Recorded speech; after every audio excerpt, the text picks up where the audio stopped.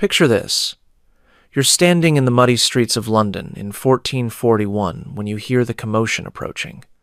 Angry voices, the clatter of iron chains, and above it all, the desperate sobbing of a woman. Through the crowd, you see her being dragged by armed guards, her dress torn, mud streaking her face, blood trickling from where someone threw a stone. The woman, stumbling toward the Tower of London, is Eleanor Cobham, Duchess of Gloucester, accused of witchcraft and treason. As she passes, you notice something in her eyes.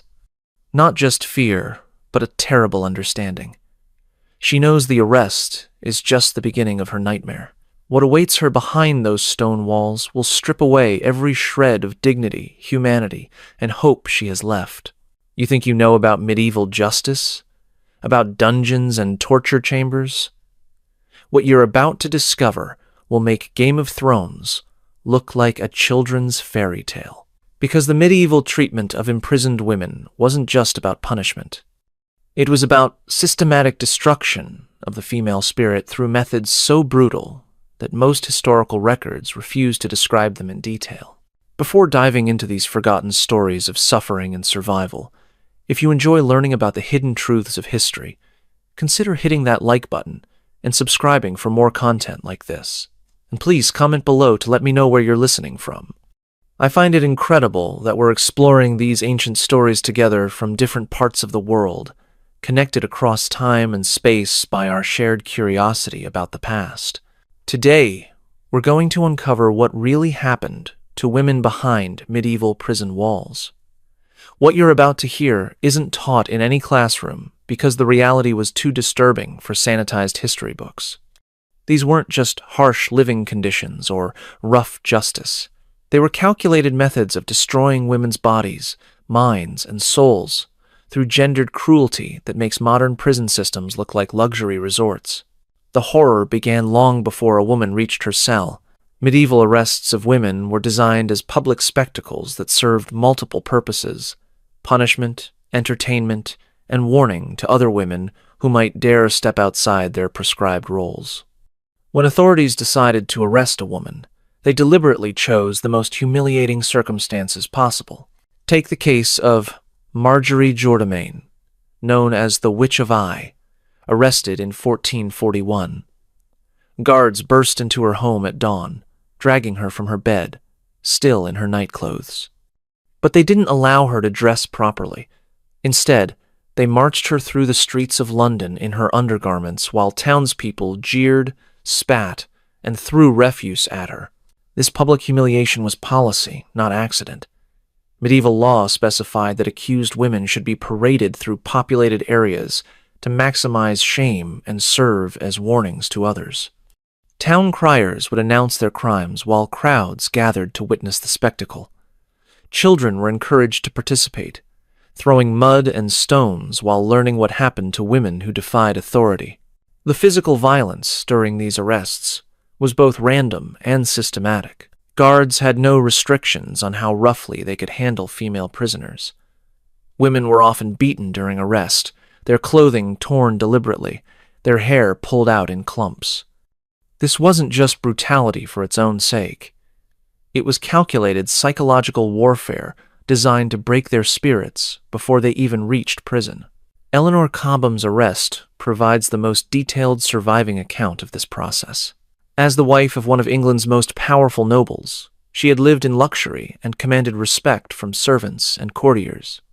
When accusations of witchcraft surfaced, her arrest was orchestrated to maximize her fall from grace. Guards arrived at her estate with specific instructions to strip her of all symbols of status. They tore off her jewelry, destroyed her fine clothing, and forced her to walk barefoot through London's filthiest streets.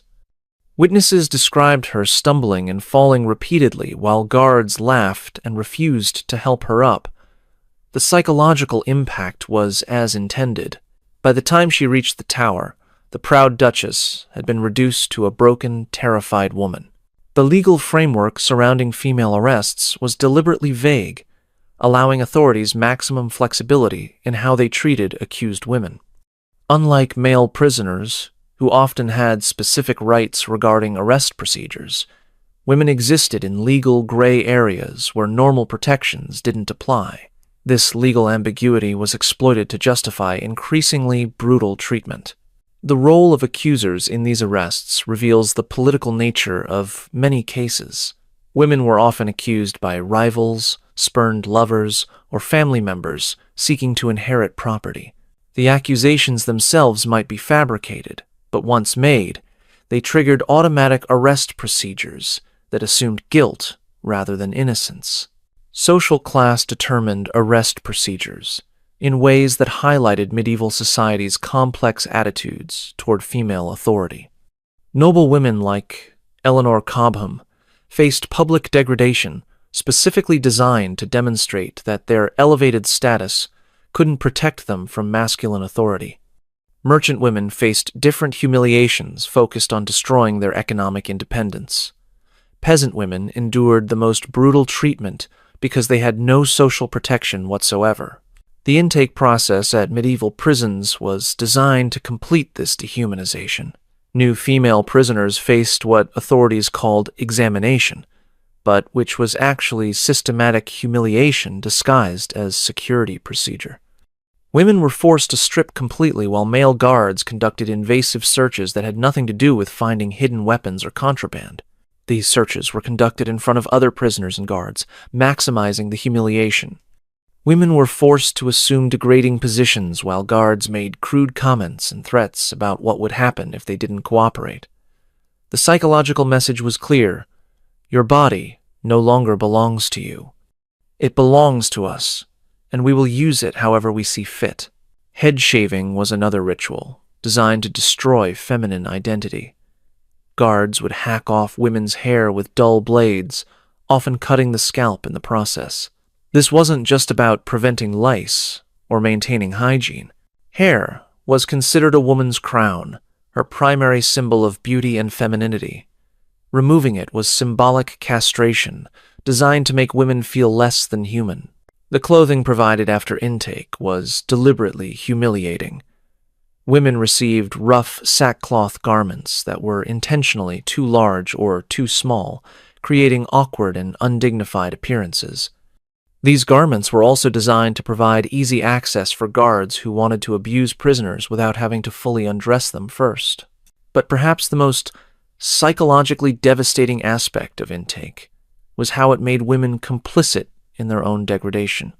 Guards would force prisoners to thank them for their treatment, to express gratitude for being allowed to live, and to beg for basic necessities like water or a place to sleep. This forced gratitude created cognitive dissonance that helped break down psychological resistance to future abuse. Contemporary accounts describe women emerging from intake as fundamentally changed people. The proud, defiant individuals who had been arrested were replaced by hollow-eyed shadows who moved with the careful submission of the thoroughly broken. And this was just the beginning of their ordeal. Medieval prison architecture was designed with deliberate psychological impact in mind. The buildings themselves were weapons of terror, constructed to break spirits through environmental pressure before any formal punishment began. Understanding these structures reveals how completely medieval authorities understood the connection between physical space and psychological control. The Tower of London, where Eleanor Cobham was imprisoned, exemplifies this architectural psychology. The massive stone walls weren't just defensive structures. They were psychological barriers designed to make escape seem impossible and hope feel futile. The thickness of the walls, the height of the towers, and the depth of the foundations all communicated absolute permanence to prisoners who understood they might never see the outside world again. Female prisoners were typically housed in the lowest levels of these structures, sometimes below ground level entirely. This placement wasn't accidental. Medieval authorities understood that being underground created psychological associations with death and burial that would increase despair and compliance. The deeper a woman was placed, the more completely she was separated from life, light, and hope. The cell construction followed specific patterns designed to maximize discomfort while maintaining the pretense of providing adequate shelter. Cells were deliberately sized to prevent comfortable movement while providing just enough space to avoid immediate death from confinement. A typical female cell measured 8 feet by 6 feet, allowing a woman to lie down but not to stand fully upright or walk more than a few steps in any direction. Windows, when they existed at all, were placed too high to provide views of the outside world. Instead, they served primarily to allow guards to observe prisoners while preventing prisoners from seeing anything beyond their immediate confinement. This created a sense of being watched constantly, while being completely isolated from any connection to normal life. The absence of proper sanitation facilities was deliberate policy rather than mere oversight. Forcing women to relieve themselves in the same spaces where they slept and ate was calculated degradation designed to reduce them to animal status in their own minds. The psychological impact of living in constant contact with human waste was understood and intentionally exploited. Ventilation systems in female quarters were deliberately inadequate, creating atmospheres that were difficult to breathe and impossible to escape. The stale, toxic air served multiple purposes.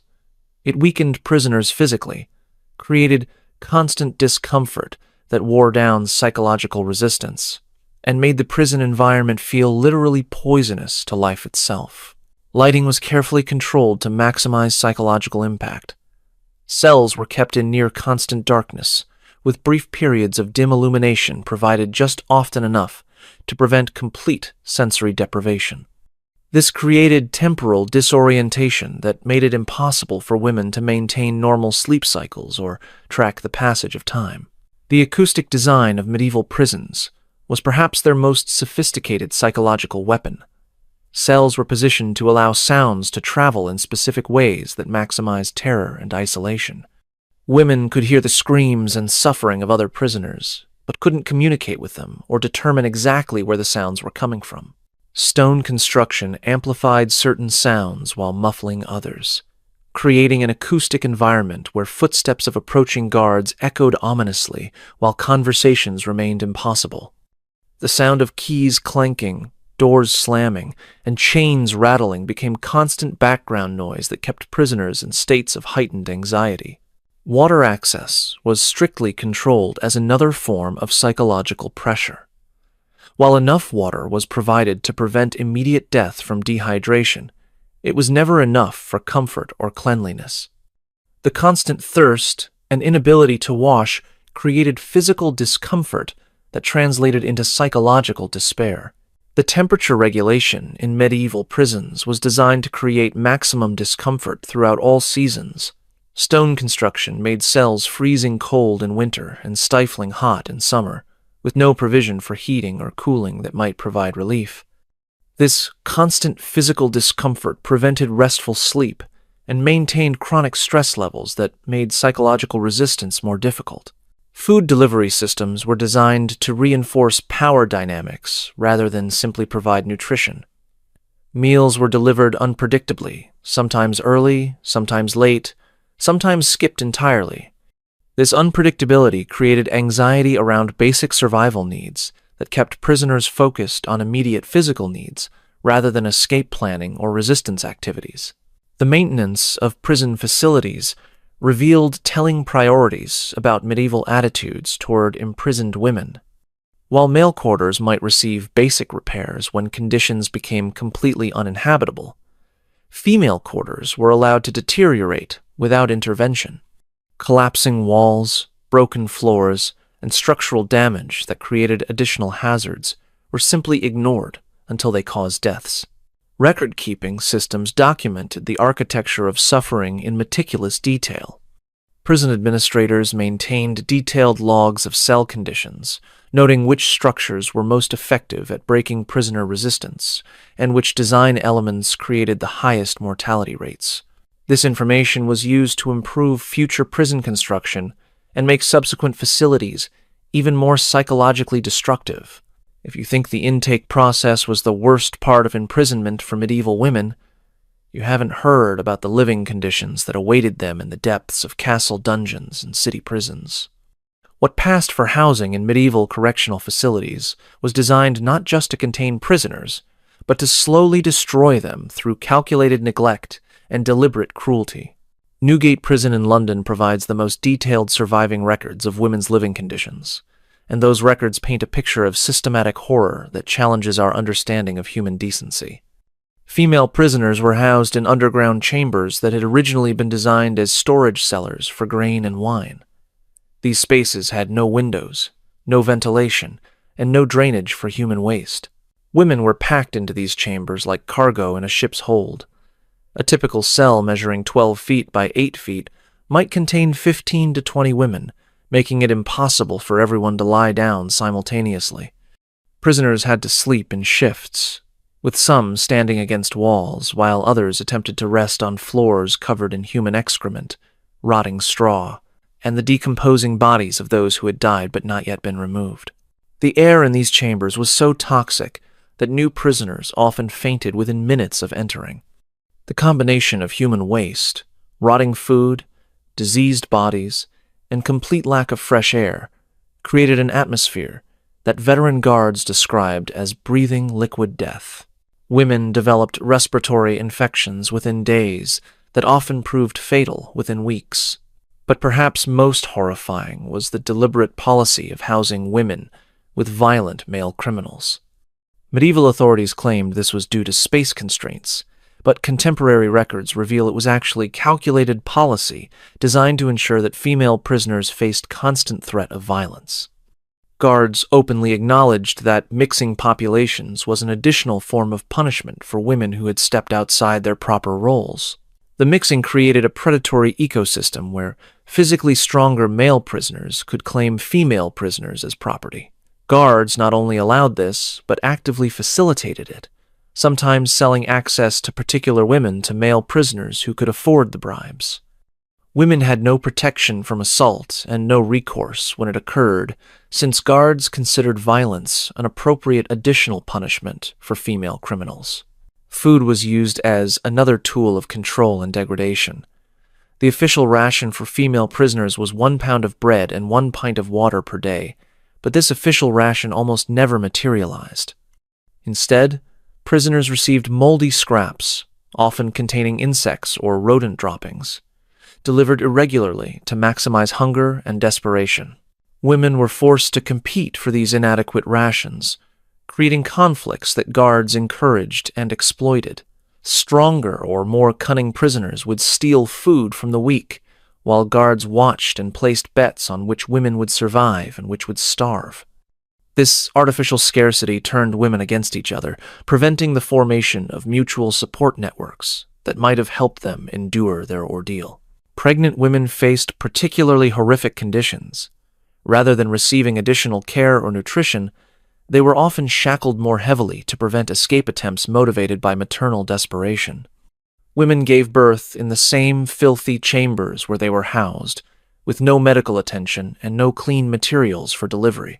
Many newborns died within hours of birth from infection or exposure, but authorities required mothers to continue carrying the corpses until official removal, which could take days or weeks. This forced contact with decomposing infant remains created psychological trauma that drove many women to complete madness. The economic system governing prison life was designed to extract every possible resource from prisoners and their families while providing minimal sustenance. Basic necessities like clean water, edible food, or medical attention were sold as luxuries at prices calculated to bankrupt prisoner families. Guards supplemented their incomes by operating these internal economies, charging outrageous fees for services that should have been provided as basic human rights. Families who couldn't afford these fees watched their imprisoned relatives slowly deteriorate and die. Families who could afford them often bankrupted themselves, trying to keep loved ones alive, only to discover that guards would continuously invent new fees and requirements. The system was designed to extract maximum wealth while providing minimum relief. Disease spread unchecked through medieval prisons, creating epidemics that killed prisoners in waves. Typhus, dysentery, scurvy, and various fevers swept through female quarters regularly, but authorities made no effort to prevent or treat these outbreaks. Instead, they were seen as natural population control that reduced overcrowding and feeding costs. Women who survived these conditions for more than a few months were fundamentally changed by the experience. Contemporary accounts describe them as walking skeletons with hollow eyes and trembling hands, their minds broken by constant fear and deprivation. Many developed what we would now recognize as severe mental illness, talking to imaginary companions, experiencing hallucinations, or retreating into catatonic states. The seasonal variations in prison conditions created additional layers of suffering that were carefully calculated for maximum impact. Winter brought freezing temperatures that killed the weak, while summer created stifling heat that bred disease and madness. No provision was made for seasonal clothing or temperature control, making survival dependent on pure chance rather than any human consideration. Water quality was deliberately degraded to create additional health problems without causing immediate death. Prison wells were positioned near waste disposal areas, ensuring that drinking water was contaminated with human and animal excrement. The resulting dysentery and other waterborne diseases weakened prisoners systematically, while maintaining the pretense that basic needs were being met. The work systems imposed on female prisoners reveal the economic motivations behind much of their suffering. Women were forced to perform labor that generated income for their captors while receiving no compensation for their efforts. This included textile production, food preparation, and cleaning services that were sold to outside customers while prisoners received only minimal subsistence. Medical care, when it existed at all, was provided by practitioners whose primary loyalty was to prison authorities rather than patient welfare. These physicians were often specifically instructed to maintain prisoners at minimum levels of health necessary to prevent immediate death, while avoiding any treatment that might reduce suffering or improve quality of life. The record-keeping around prison conditions reveals the calculated nature of much prisoner suffering. Detailed logs were maintained tracking which conditions produced desired levels of compliance, and which proved fatal too quickly to serve disciplinary purposes. This data was used to fine-tune prison environments for optimal psychological control. The legal system that governed the treatment of imprisoned women was not an accident of bureaucratic oversight, but a deliberately constructed framework designed to legitimize systematic oppression while maintaining the appearance of justice. Understanding these laws reveals how medieval society institutionalized gender-based violence through legal mechanisms that made resistance seem not just futile, but actually criminal. Medieval legal codes treated women as fundamentally different categories of beings from men, with different rights, different legal standing, and different standards of justice. The concept of coverture meant that married women had no independent legal existence, being considered property of their husbands who could authorize their imprisonment or punishment without their consent or knowledge. Unmarried women existed in legal limbo, having more theoretical independence than wives but less social protection. This vulnerability made them prime targets for accusations and imprisonment, since they had no male protectors who might challenge their treatment or provide legal representation. The crimes for which women could be imprisoned differed significantly from those that applied to men, reflecting medieval society's obsession with controlling female behavior rather than simply preventing harmful actions. Women could be imprisoned for adultery while their male partners faced no legal consequences. They could be jailed for gossiping, for failing to attend church regularly, or for displaying insufficient deference to male authority. Witchcraft accusations provide the clearest example of how legal frameworks were designed specifically to target women. While men could theoretically be accused of witchcraft, the overwhelming majority of cases involved women, and the legal procedures for investigating these cases were designed around assumptions of female guilt rather than neutral fact-finding. The evidence standards for convicting women were systematically lower than those applied to men accused of comparable crimes. Women could be convicted based on rumors, anonymous accusations, or confessions extracted under torture that would never have been accepted in cases involving male defendants. The legal concept of female testimony was particularly revealing. Women's words were considered inherently less reliable than men's, meaning that female prisoners had virtually no ability to defend themselves against accusations or report abuse by their captors. Their testimony was automatically suspect, while the words of their male accusers and captors were accepted as inherently credible. Property laws created additional vulnerabilities for women that made imprisonment an attractive option for men seeking to acquire female-owned assets. Women who inherited property from deceased fathers or husbands could be imprisoned on fabricated charges that would force them to forfeit their wealth to pay for their imprisonment and legal proceedings. The bail system was designed to ensure that women remained imprisoned longer than men accused of similar crimes. Bail amounts for women were systematically higher, reflecting the assumption that women were more likely to flee jurisdiction or attempt to escape justice. More importantly, women often had no access to the family financial resources that might pay their bail, since their male relatives controlled all family assets. The legal representation available to imprisoned women was minimal and often deliberately inadequate. While wealthy men could hire skilled advocates to represent their interests, women had limited access to legal counsel, and those advocates they could afford were often conflicted by relationships with the authorities prosecuting their clients. Court procedures were designed to maximize the psychological pressure on female defendants, while minimizing their ability to present effective defenses. Women were required to stand throughout lengthy proceedings, were forbidden from speaking unless specifically questioned, and faced panels of male judges who made no pretense of impartiality. The sentencing guidelines for women revealed explicit double standards that reflected medieval assumptions about female nature and social roles. Women received harsher sentences than men for the same crimes, based on the theory that female criminals had violated natural law as well as human law by stepping outside their proper feminine roles. The appeals processes available to female prisoners were virtually non-existent. While male prisoners might have access to various legal mechanisms for challenging their convictions or sentences, women were expected to accept whatever justice was imposed upon them with proper feminine submission. The pardoning power, theoretically available to all prisoners, was rarely exercised on behalf of women, unless they could provide services or considerations that male authorities found particularly valuable.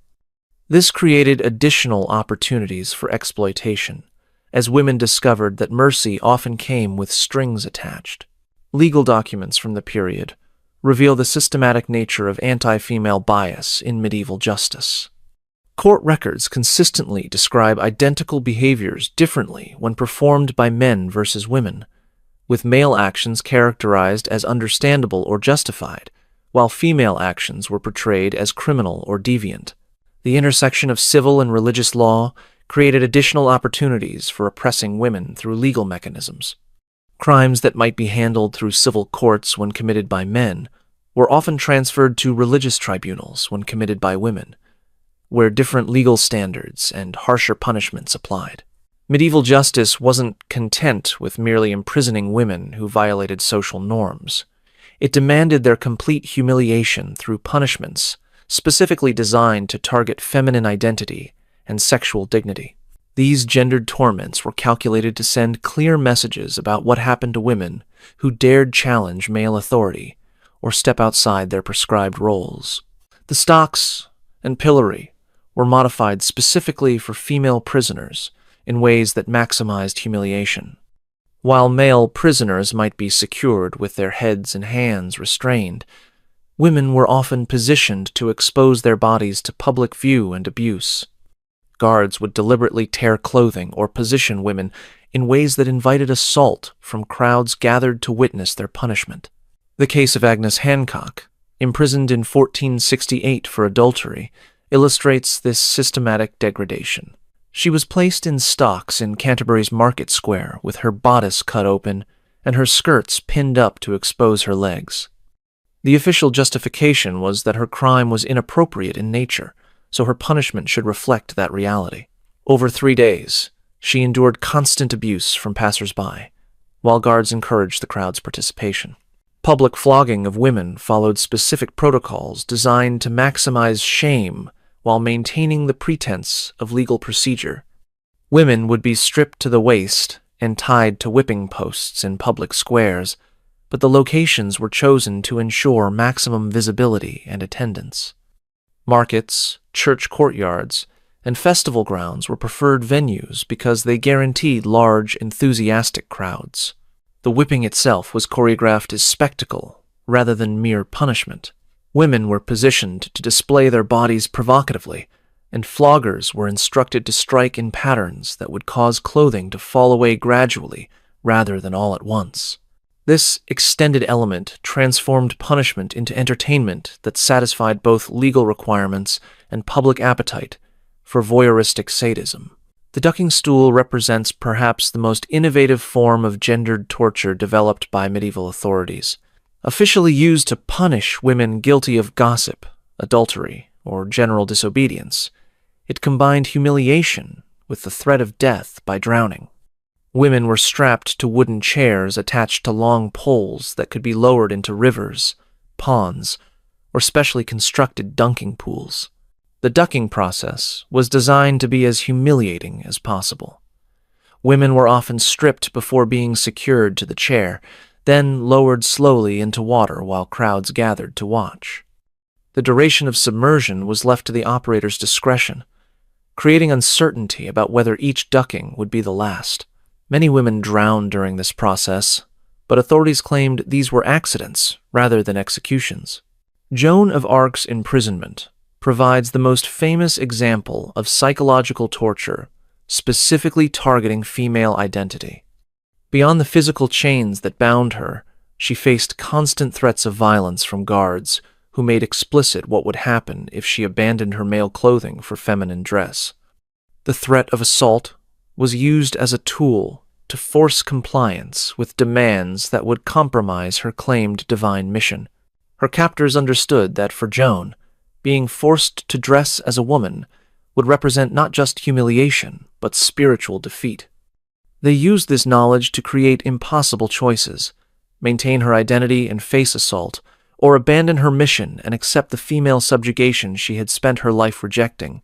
The psychological sophistication of this torture demonstrates how completely medieval authorities understood the intersection of gender, power, and identity. Branding and mutilation of female prisoners targeted parts of the body associated with feminine identity and reproductive function. While male prisoners might be branded on the hand or forehead, women were often marked on breasts, thighs, or other intimate areas in ways that would permanently affect their ability to function as wives and mothers. These punishments were designed to make women unmarriageable and socially invisible even if they survived their imprisonment. The scold's bridle, used specifically on women accused of speaking inappropriately, combined physical torture with symbolic silencing. This iron cage locked around a woman's head contained metal spikes that would pierce her tongue if she attempted to speak. The device was often worn for days or weeks, causing permanent damage to the mouth and throat, while serving as a visible symbol of female subjugation. Pregnancy provided no protection from these gendered punishments, and often made them more cruel. Pregnant women were flogged with special attention paid to the abdomen, increasing the likelihood of miscarriage. Women who gave birth in prison often had their infants taken away immediately and killed in front of them as additional punishment for their crimes. The intersection of religious and oppressive control created additional layers of torment for female prisoners. Women accused of witchcraft or heresy faced punishments designed to target their supposed crimes. They might be forced to confess to relationships with demons, describe imaginary activities in detail, or submit to examinations searching for devil's marks on their bodies. These examinations were conducted by male clergy who used religious authority to justify abuse disguised as spiritual investigation. Women were stripped, probed, and violated, while being told that resistance proved their guilt and cooperation demonstrated proper penitence. The religious framework made it impossible to protest these abuses without appearing to reject divine authority. Public executions of women were staged as final acts of humiliation rather than solemn ceremonies of justice. Women were often partially stripped before execution, ostensibly to prevent them from hiding weapons, but actually to provide final entertainment for crowds that had gathered to witness their deaths. The staging, timing, and methods of female executions were all designed to emphasize degradation rather than legal justice. The psychological impact of these public punishments extended far beyond their immediate victims. Other women witnessed these spectacles and understood clearly what awaited them if they challenged social norms or defied male authority. The public nature of female punishment served as systematic terrorism against the entire female population. The crowds that gathered to witness these punishments were carefully managed to ensure maximum psychological impact. Authorities would announce female punishments in advance, encourage attendance, and provide refreshments that turned the events into festivals of sanctioned sadism. Children were specifically encouraged to attend and participate, learning early what their society expected from women and what happened to those who resisted. The documentation of these punishments reveals their calculated nature. Detailed records were kept tracking public response to different types of female punishment, noting which methods produced desired levels of public enthusiasm and which created sympathy that might undermine their effectiveness. This data was used to refine punishment techniques for maximum psychological impact. While public punishments served as warnings to society about the fate of disobedient women, the most devastating abuses occurred in the privacy of prison cells, where no witnesses could document the systematic exploitation that defined female incarceration. What happened behind those stone walls represents institutional slavery disguised as criminal justice. The power dynamics within medieval prisons made female prisoners completely vulnerable to exploitation by every man who held authority over them.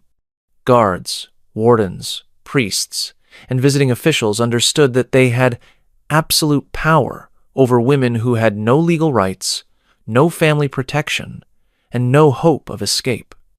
This created an environment where abuse wasn't just tolerated, but expected as a natural privilege of male authority. Prison guards operated what amounted to internal systems where female prisoners were forced to provide services to anyone willing to pay the required bribes. These arrangements were so institutionalized that guards maintained regular customer lists, scheduled appointments, and collected fees that were divided among staff members according to established hierarchies. The most valuable female prisoners were those from wealthy families who might eventually be ransomed or released. These women were reserved for high-paying customers, including local nobles, wealthy merchants, and church officials who were willing to pay premium prices for access to women of superior social standing. The irony was devastating. The higher a woman's former status, the more valuable she became as a commodity. Religious authorities played particularly sinister roles in this exploitation. Priests assigned to hear confessions from female prisoners used the confession process as opportunity for abuse, claiming that physical examination of their bodies was necessary to determine the spiritual state of their souls. Women were told that resistance to these examinations proved their continued sinfulness and guaranteed their damnation.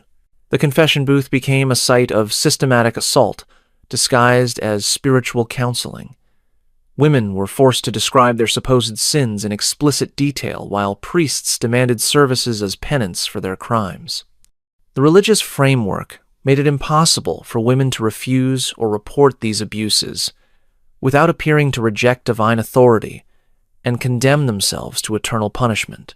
Monastery prisons operated by religious orders were particularly notorious for exploitation because they combined religious authority with complete isolation from external oversight.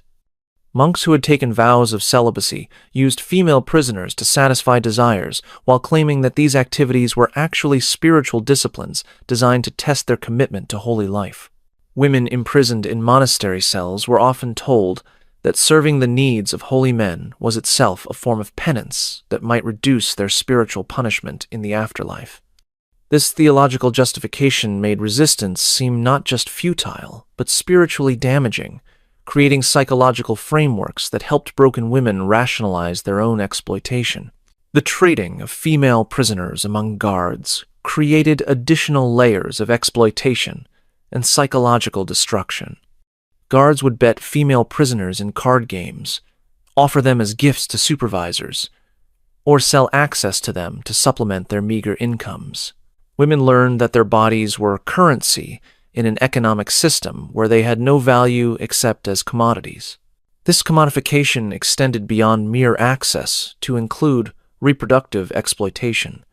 Pregnant female prisoners were sometimes sold to wealthy families, desperate for heirs, with the understanding that their children would be taken at birth and raised as legitimate offspring of their purchasers. Women who refused to cooperate with these arrangements faced violence that often resulted in miscarriage, after which they would be punished for destroying valuable property. The complete lack of legal recourse made resistance seem pointless, and often made conditions worse for women who attempted it.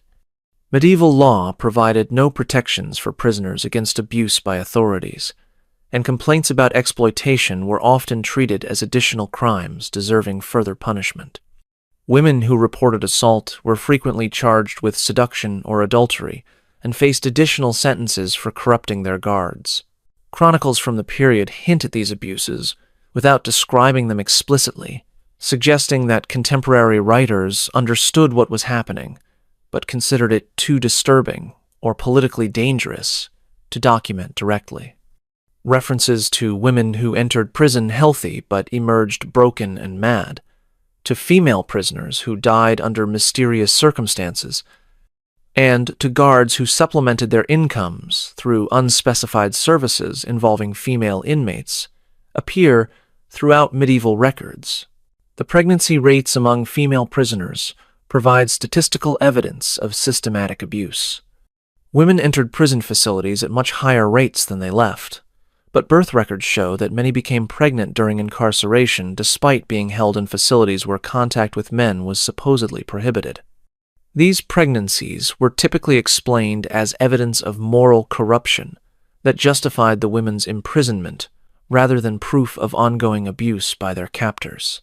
Economic exploitation accompanied abuse as guards discovered that female prisoners could be forced to work for outside customers, with all proceeds going to prison officials. Women were taken from their cells at night and brought to guard quarters where they were forced to service customers who paid for access to the prison's female population. The psychological damage from this systematic exploitation was catastrophic and deliberately inflicted. Guards understood that breaking women's spirits made them more compliant and less likely to resist future abuse. Women who maintained dignity or defiance were subjected to increasingly brutal treatment until they submitted completely to their captors' demands. Many women developed what modern psychology would recognize as dissociative disorders, mentally separating themselves from their bodies during abuse as a survival mechanism. Others retreated into complete madness, creating fantasy worlds where their suffering had meaning or where rescue was possible. These psychological adaptations helped them survive short-term abuse, but left them permanently damaged and unable to function in normal society if they were ever released. The silence enforced around these abuses was as devastating as the abuses themselves. Women were told that no one would believe their accounts of what happened to them, that their word as convicted criminals was worthless against the testimony of respectable guards and officials.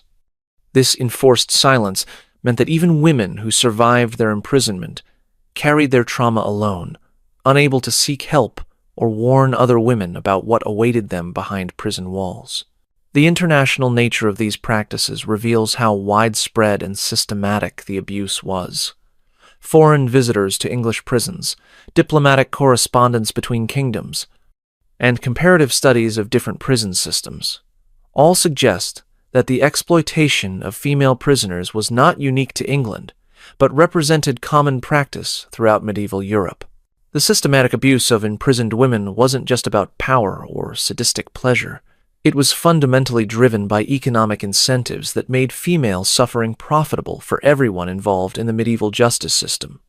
Understanding these financial motivations reveals how completely women's bodies and pain were commodified within institutional frameworks that treated human misery as a renewable resource.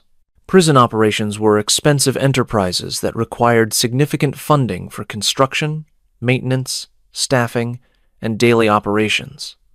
Medieval authorities discovered that female prisoners could be made to generate revenue that not only covered these costs, but actually made imprisonment profitable for the individuals and institutions that ran the facilities. The most obvious source of revenue was the sale of access to female prisoners by guards and administrators who controlled their daily lives. Unlike male prisoners who might pose physical threats to potential customers, women could be completely controlled and presented no danger to paying visitors. This made them ideal commercial assets for prison operators seeking to supplement their official incomes. Pricing structures for access to female prisoners were sophisticated and reflected medieval market economics.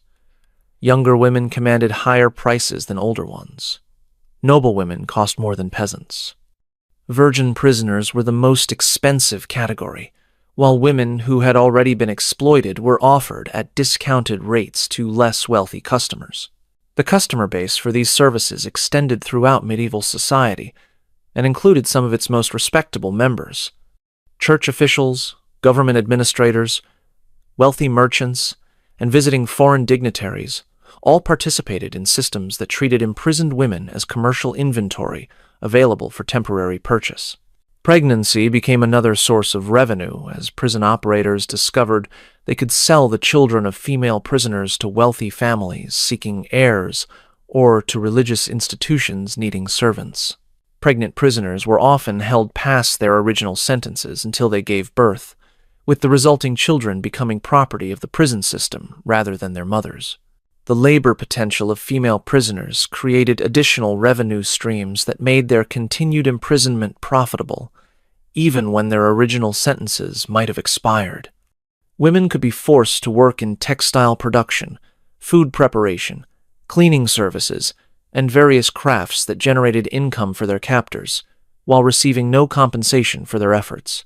Female prisoners were particularly valuable for textile work, because medieval society associated this labor with appropriate feminine activities.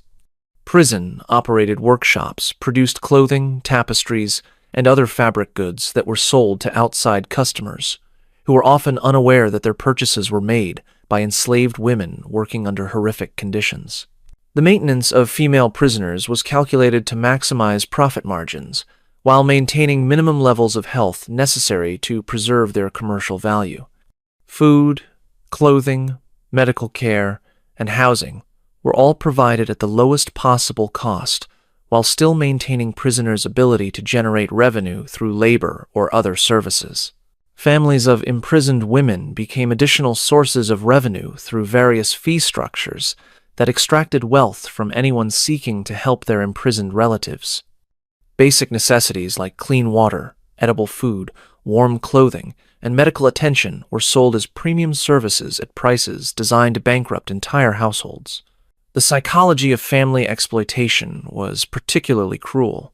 Relatives were told that their loved ones were suffering terribly and would likely die without additional support that could only be purchased through prison administrators. Families would mortgage properties, sell livestock, and borrow money from neighbors to pay for services that were often never actually provided to their imprisoned relatives. Documentation requirements created additional revenue streams, as families were forced to pay for permits, certificates, and official permissions for any interaction with imprisoned women. Visiting rights, letter delivery, and even information about prisoner health status were all sold as separate services with prices that increased over time as families became more desperate. The auction system for female prisoners created markets where women were literally sold to the highest bidders for specific time periods or particular purposes. These auctions were conducted with the same commercial efficiency as livestock sales, with auctioneers describing the attributes and capabilities of different women to potential buyers. Seasonal pricing reflected supply and demand dynamics in these human markets. During harvest times, when labor was in high demand, female prisoners commanded higher prices for agricultural work. During winter months, when indoor labor was preferred, women skilled in textile production became more valuable than those suited only for outdoor work. The rental agreements for female prisoners specified exactly what purchasers were buying and what restrictions applied to their temporary ownership of human beings. These contracts reveal the complete commodification of women's bodies, minds, and labor within legal frameworks that treated human trafficking as legitimate commercial activity. Regional variations in pricing reflected local economic conditions and cultural attitudes toward different types of female prisoners. Areas with strong religious influence might pay premium prices for women accused of witchcraft or heresy, while commercial centers focused on purchasing women with valuable trade skills. The resale markets for female prisoners created secondary economies, where women who had proven particularly profitable could be sold to other institutions or private buyers seeking specific types of workers or servants. These transfers were conducted without any consideration of the women's preferences or family connections. International trading in female prisoners connected medieval prison systems across national boundaries, with women being transported hundreds of miles from their original homes to serve customers in foreign countries. These international transactions generated substantial profits for prison operators, while making escape or rescue virtually impossible for the transported women. The role of religious institutions in the systematic abuse of imprisoned women represents one of medieval society's most disturbing contradictions. The same church that preached compassion and mercy operated parallel systems of imprisonment that were often more brutal than secular facilities, using theological justifications to legitimize practices that would have been considered criminal in any other context. Monastery prisons were established throughout medieval Europe as alternatives to secular incarceration, theoretically offering more humane treatment for female prisoners through Christian charity and spiritual guidance. In reality, these institutions became laboratories for developing new forms of psychological and physical abuse, disguised as religious discipline. The concept of penitential suffering provided theological cover for practices that were essentially torture by another name.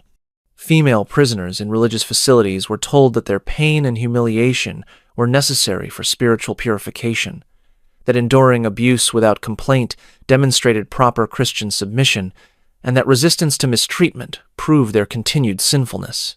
Confession procedures in monastery prisons were systematically abused by clergy who used their religious authority to extract intimate details about women's bodies and experiences, while claiming spiritual necessity for these invasive interrogations.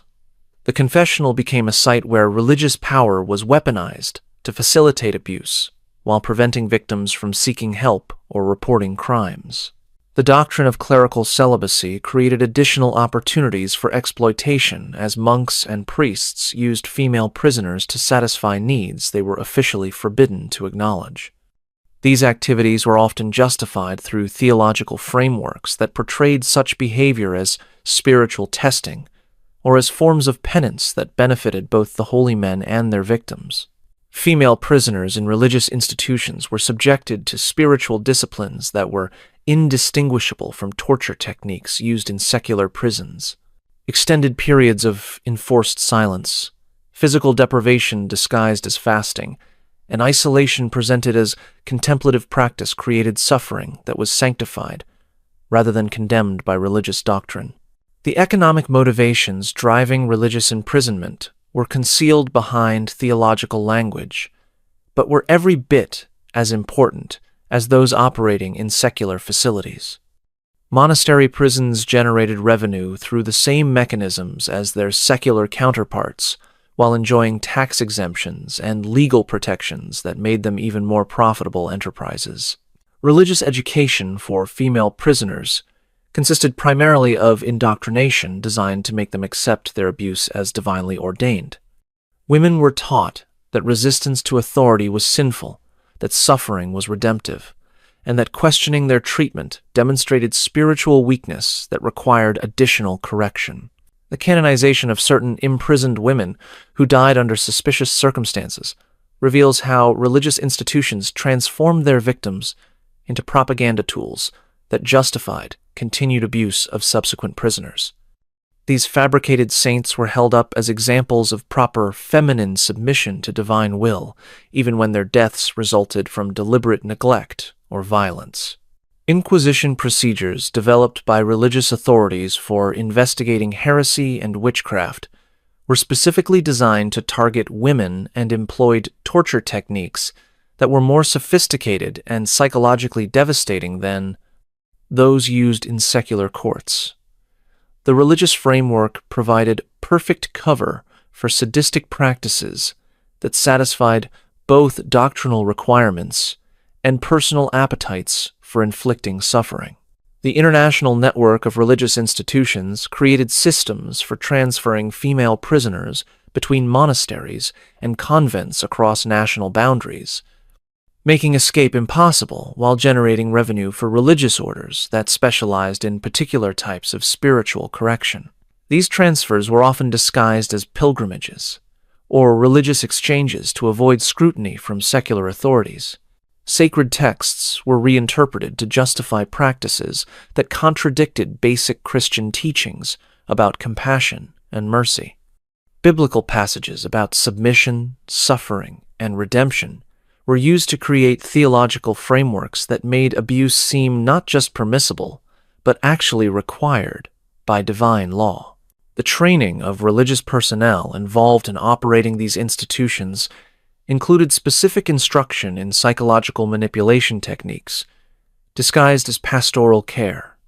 Monks and nuns learned how to break down prisoner resistance through spiritual counseling that was actually systematic emotional abuse designed to create complete dependency on their captors. The medical treatment of imprisoned women in medieval facilities reveals how completely human suffering was ignored when it conflicted with institutional interests or prevailing beliefs about female nature. Medical knowledge, such as it was systematically withheld from female prisoners or used as another tool of control rather than healing. Medieval medical theory attributed most female health problems to moral failures rather than physical causes, creating frameworks that justified denying treatment to women whose imprisonment already marked them as morally deficient. Physicians assigned to prison facilities were specifically instructed to view prisoner illness as evidence of spiritual corruption rather than treatable medical conditions. The humoral theory that dominated medieval medicine provided convenient explanations for why imprisoned women suffered from various ailments without requiring any intervention to relieve their suffering. Female prisoners were said to have corrupted humors that manifested as illness, but attempts to rebalance these humors through treatment were considered inappropriate for morally tainted individuals. Pregnancy in prison was viewed through medical lenses that prioritized the theoretical health of unborn children while completely ignoring the welfare of their mothers. Pregnant prisoners received minimal additional nutrition, but were subjected to medical examinations that were invasive and degrading, justified by concern for fetal development rather than maternal health. Childbirth in medieval prisons was attended by practitioners whose primary concern was preserving evidence of paternity rather than ensuring safe delivery for mother or child. These birth attendants were often more interested in documenting the circumstances of conception than providing appropriate medical care during labor and delivery. Mental health problems among female prisoners were universally attributed to demonic possession or divine punishment, rather than the traumatic conditions of their imprisonment. Women who developed psychological symptoms from abuse and neglect were subjected to exorcism procedures that were essentially additional torture, rather than any form of healing intervention. The pain management available to female prisoners was deliberately minimal, based on theories that women needed to experience suffering as part of their moral correction. Pain relief, when provided at all, was withheld as punishment, or offered as reward for compliance with guard demands rather than administered based on medical necessity. Infectious diseases that spread rapidly through overcrowded prison facilities were treated as inevitable consequences of moral corruption rather than preventable public health problems. No efforts were made to improve sanitation, provide clean water, or isolate infected prisoners because these diseases were viewed as appropriate punishment for criminal behavior. Surgical procedures performed on female prisoners were often experimental in nature, conducted by practitioners who used imprisoned women as test subjects for techniques they would never attempt on free patients. These experimental surgeries were justified as educational opportunities for medical students, rather than treatments intended to benefit the patients themselves.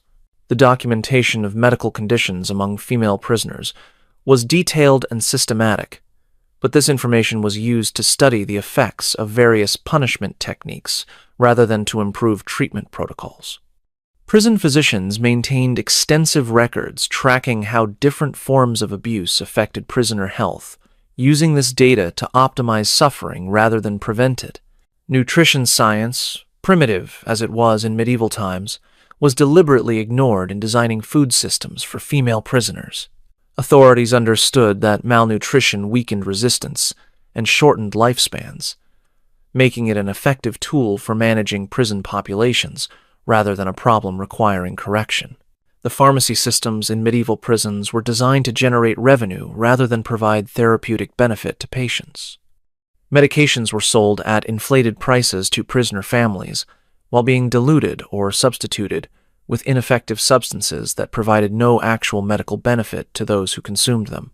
Despite the systematic destruction inflicted upon them, some imprisoned women developed remarkable strategies for psychological survival that reveal both human resilience and the limits of institutional control. Understanding these resistance mechanisms provides insight into how individuals can maintain dignity and sanity, even under conditions designed to eliminate both. Mental compartmentalization became a crucial survival skill for women who needed to preserve some core sense of self while outwardly complying with their captors' demands. These women learned to separate their actions from their identities, performing required behaviors while maintaining internal resistance that sustained hope for eventual freedom or revenge.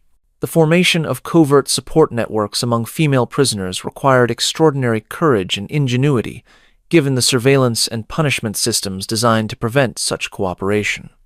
Women developed coded communication methods, secret sharing of resources, and mutual protection strategies that provided psychological and practical support despite constant monitoring. Religious resistance took various forms as imprisoned women reinterpreted Christian doctrine to challenge rather than support their oppression. Some developed private theological frameworks that portrayed their suffering as temporary testing that would be rewarded in afterlife, while others concluded that earthly authorities, claiming divine sanction, were actually agents of evil deserving resistance. Memory preservation became a form of resistance as women worked to maintain detailed recollections of their former lives, families, and identities despite institutional efforts to erase these connections. These preserved memories served as psychological anchors that prevented complete absorption into prisoner identity and maintained hope for eventual return to normal life. The development of alternative hierarchies within prisoner populations created opportunities for some women to exercise leadership and maintain dignity despite their captivity. These informal power structures operated parallel to official prison authority and provided mechanisms for mutual aid and collective resistance to the most abusive guards and policies. Sabotage activities among female prisoners ranged from subtle disruption of work assignments to more dramatic acts of property destruction that expressed defiance while avoiding immediate detection. These activities provided psychological satisfaction and created economic costs for their captors, while demonstrating that even powerless individuals could strike back against oppression. The preservation of cultural traditions among imprisoned women from different backgrounds created sources of identity and community that transcended the artificial divisions imposed by prison authorities. These cultural practices provided psychological comfort and maintained connections to life outside prison walls that sustained hope for eventual freedom. Educational activities conducted secretly among literate prisoners helped maintain intellectual engagement and provided practical skills that might prove useful for survival or escape. These informal schools operated despite prohibitions against prisoner communication and represented remarkable dedication to human development under impossible circumstances.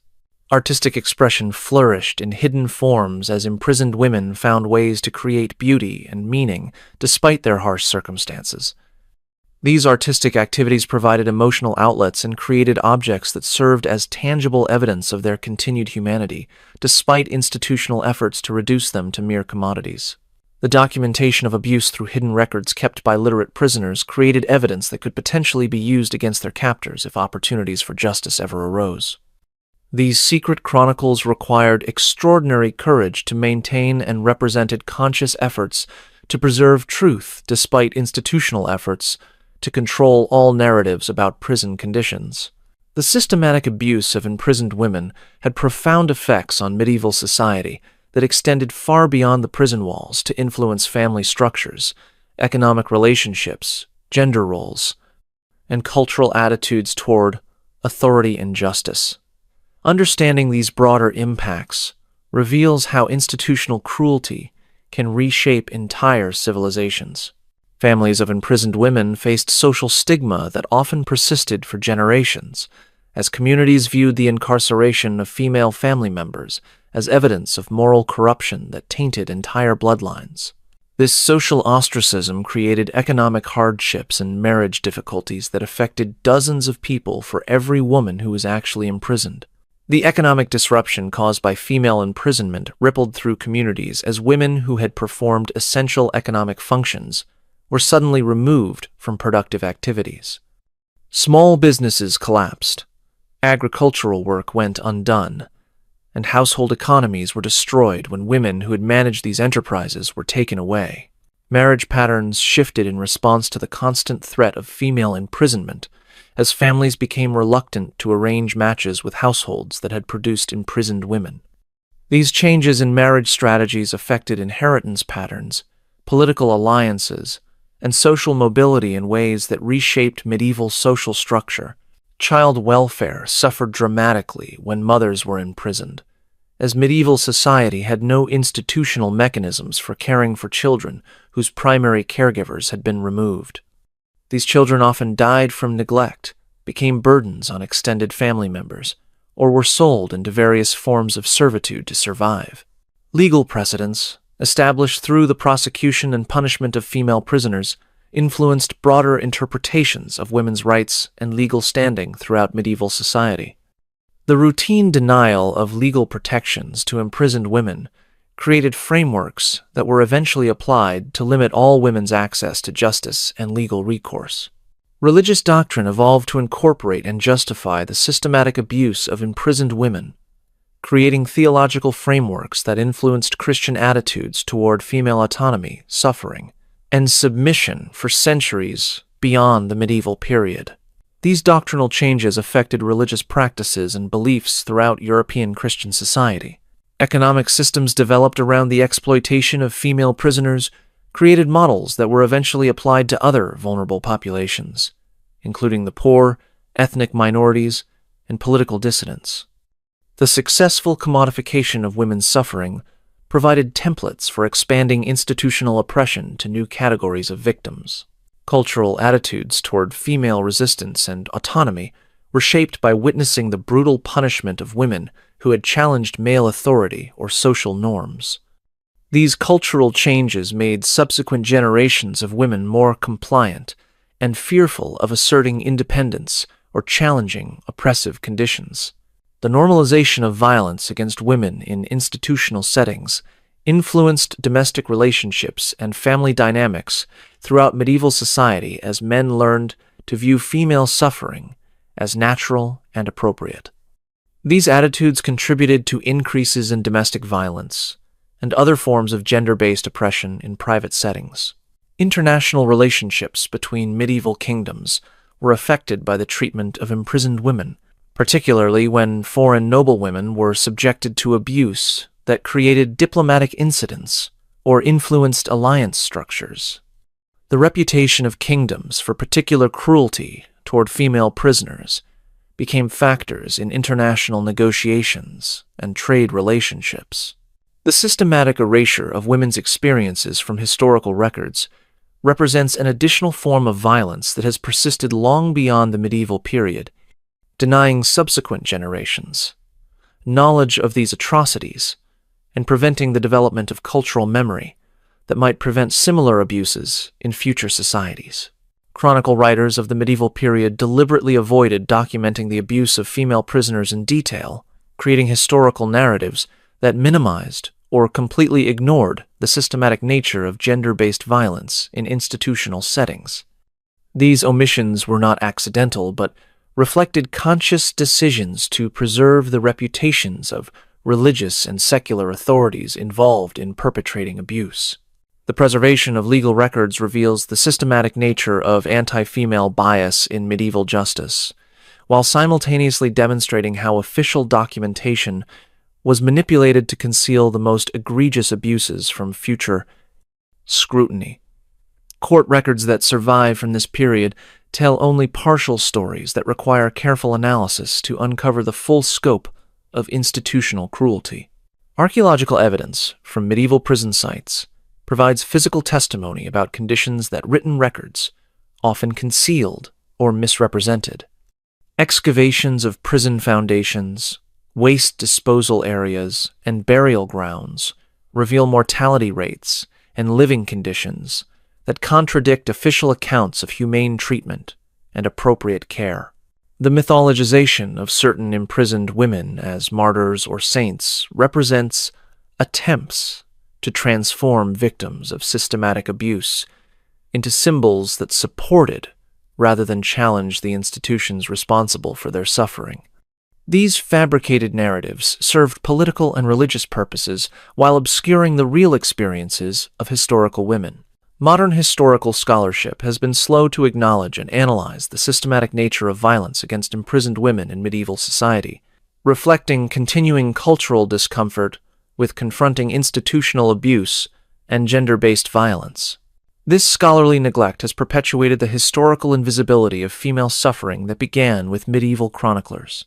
The influence of medieval legal precedents and cultural attitudes can be traced through subsequent centuries of European development, revealing how institutional frameworks for oppressing women, established during this period, continued to influence legal systems and social structures well into the modern era. Comparative analysis with other historical periods and geographical regions reveals that the systematic abuse of imprisoned women was not unique to medieval Europe, but represented patterns of institutional violence that have appeared in various forms throughout human history. Understanding these patterns helps identify contemporary situations where similar abuses may be occurring. The recovery of women's voices through careful analysis of surviving documents, archaeological evidence, and comparative historical research represents ongoing efforts to restore historical memory and honor the experiences of women whose suffering was deliberately concealed from historical consciousness. Educational curricula that continue to minimize or ignore the systematic nature of violence against women in historical contexts perpetuate the historical erasure that began with medieval authorities who sought to conceal their crimes from contemporary and future scrutiny. Addressing these educational gaps requires conscious effort to center women's experiences in historical narratives. The systematic torture and exploitation of imprisoned women in medieval society represents one of history's most comprehensive examples of institutional violence disguised as legal justice. These practices were not aberrations or accidents, but carefully constructed systems designed to control female behavior through terror while generating profit from human suffering. The scale and sophistication of these abuse systems reveal medieval society's systematic investment in controlling women through violence that was legalized, sanctified, and normalized within cultural frameworks that portrayed female suffering as natural and appropriate. Understanding this history illuminates how societies can institutionalize cruelty while maintaining moral self-perception. The economic motivations driving much of this abuse demonstrate how financial incentives can transform human suffering into profitable enterprises when legal and social frameworks provide protection for perpetrators and deny recourse to victims. These economic systems created self-perpetuating cycles of abuse that continued for centuries. The religious justifications provided for systematic abuse reveal how theological frameworks can be manipulated to legitimize practices that contradict basic moral principles, creating cultural cognitive dissonance that allows societies to maintain beliefs about their own righteousness while perpetrating systematic cruelty.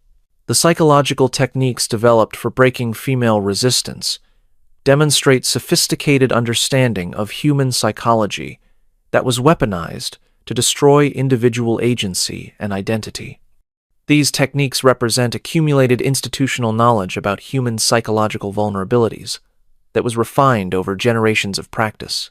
The legacy of these practices extended far beyond their immediate victims to reshape medieval society's fundamental attitudes toward women, justice, power, and institutional authority. The cultural changes produced by systematic female oppression influenced European development for centuries beyond the medieval period. The deliberate historical erasure of these experiences represents continuing violence against the memory of women whose suffering was deemed unworthy of documentation or remembrance. Recovering these stories requires conscious effort to center women's experiences in historical narratives that have traditionally focused on male perspectives and institutions. Modern recognition of these historical patterns provides context for understanding contemporary forms of institutional violence and gender-based oppression that employs similar psychological and economic mechanisms within different cultural frameworks. Historical awareness can inform efforts to identify and resist current abuses. The resilience demonstrated by women who survived these horrific conditions while maintaining dignity and humanity provides inspiration for contemporary struggles against oppression while honoring the memory of those who suffered and died under impossible circumstances. These forgotten women deserve to be remembered not as footnotes to institutional history, but as human beings who endured systematic torture while contributing to human knowledge about resistance, survival, and the limits of institutional control over individual spirit and identity. If you found this exploration of hidden history compelling, make sure to subscribe for more content that uncovers disturbing truths behind historical myths. Comment below to let me know what other dark chapters of the past you'd like to see explored. These buried stories of institutional cruelty and human resilience deserve to be told and remembered.